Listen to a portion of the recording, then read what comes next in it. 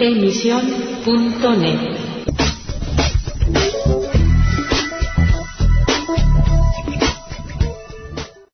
Hello again and welcome to Letter from England, broadcasting for AC Press and the Spanish Evangelical Alliance. 2/3 of the General Judicial Council, that's 14 out of 21 judges, have decided that the fine of €1,500 given to Rafael Tirado, the judge whose error allowed the man charged with murdering Mari Luz Cortés to go free, should not be increased and that no further sanction be imposed. The government is very disappointed, while Mari Luz's father is incensed. Prime Minister Zapatero said he was deeply disappointed with the judicial decision, adding that he disagreed with it entirely.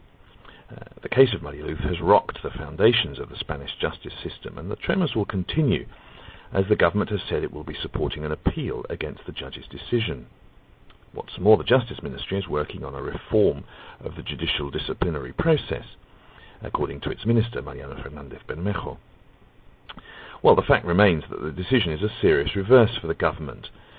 Only 4 of the 9 judges appointed by the socialist administration itself voted in favour of increasing the fine handed down to the judge.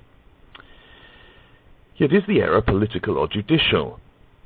Emilio Calatayud, a judge in Granada, believes the whole system has failed. The judge in the case, he says, was at fault for not ensuring that justice was done. His secretary was at fault for not carrying out the sentence which had been handed down, while the judicial and political authorities en masse did not notice that a dangerous paedophile was at large and not locked up as he should have been. However, Calatayud says that if none of this had happened, neither would the government have tightened up on judicial processes, and we might add, neither would the whole issue of paedophilia and the need for tougher sentences have been brought to the public notice. Calatayud goes on to say that judges can only apply the law and cannot go beyond it. And this, he says, is the same law passed by the politicians who are now tearing their hair out because they consider it insufficient. Well, judges like him believe, therefore, that the government is to blame for not modernising the justice system. They're also unhappy at the belligerent tone of Justice Minister Bermejo, who is calling for this tougher disciplinary regime within the justice system. They claim that this would only lead to more fines, but not prevent the kind of delays that were seen in the aforementioned case when Santiago del Valle, the man accused of murdering Mari Luz Cortés and now charged with that murder, was allowed to go free from a previous crime rather than the sentence being carried out at the time. Now, those most affected by the decision, once again, are the family of little Mari Luz, the 5-year-old girl murdered.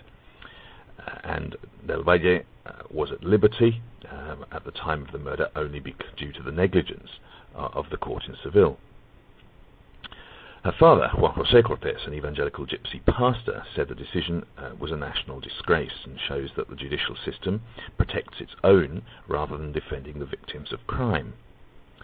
The Executive Committee of Roman Union, a gypsy group, claim it's a case of discrimination and that there's one rule for non-gypsies and another for gypsies, and that Judge Tirado should have been punished more severely. And I suspect that this is the popular view, both within and without the gypsy community, at least on the street. The union did express its support as well for the judges and politicians who opposed the judicial decision, as well, of course, as for the family of Mari Luz.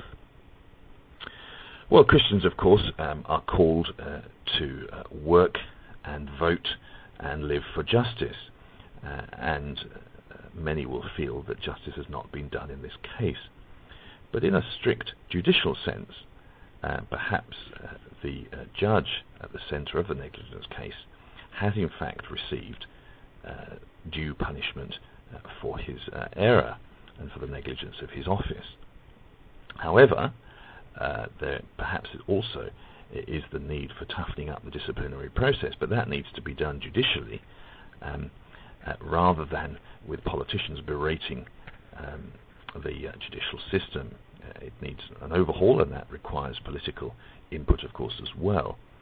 Meanwhile, families like Mari Luz's will suffer the consequences of what appears to be a tolerant attitude towards negligence, rather than the strict application of justice, and it's to be hoped, of course, that there will be no repetition of the tragedy of Mariluz.